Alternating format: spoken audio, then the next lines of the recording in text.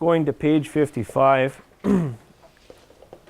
this shows us our actual toolbar function. So when I talked about it activating, we want to make sure you guys know that from the actual main chassis cable, the console cable went up to the actual control monitor, and then from there it had an actual terminator on the actual chassis cable, which said it went out to implement. So from there, this is what's included on the actual implement. So initially we have an extension cable that's going down the hitch of the machine to the front of the actual drill. So right at the main hydraulic block at the very front of the main beam of the drill, we then have an actual panel box, and inside that panel box we have this main cable with what's called the drill node, and that drill node is what's given us our actual operation of first, if you look here, our opener pressure and PWM adjustments, which go down to the side of the block. From there it gives us our toolbar functions, which two of them will go then to the actual locks for the actual left and right wing lock options, and then from there for our actual inner and outer wing locks. The next leads off of there are smart hitch, which then it goes into a smart hitch node.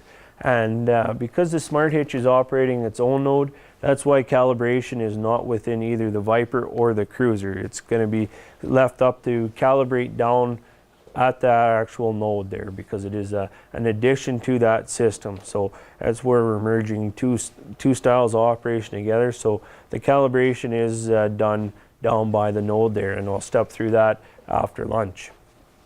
So then you can see from the smart hitch node, it then goes out to the sensor and the actual solenoids for the directions.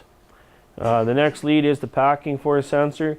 It simply operates an amplifier. So that amplifier then is changing the signal, which is being read through the load cell extension and the actual load cell, and that's why we can take over full operation of that and then zero that packing force sensor on our actual Cruiser or on our actual Viper monitor. So this gives us a base layout, and that's what makes it easier now if working with two monitors that utilize all the same wiring. So everything that's on page 55, or like what you see up here, always stays the same for anything 2014 going forward. So we're going to have all that same wiring included on those machines. So if a customer bought a toolbar this year and then next year he wants to add NH3 or a small tank or something like that onto it, and he wants to actually gain the options of rate control, you do not have to take in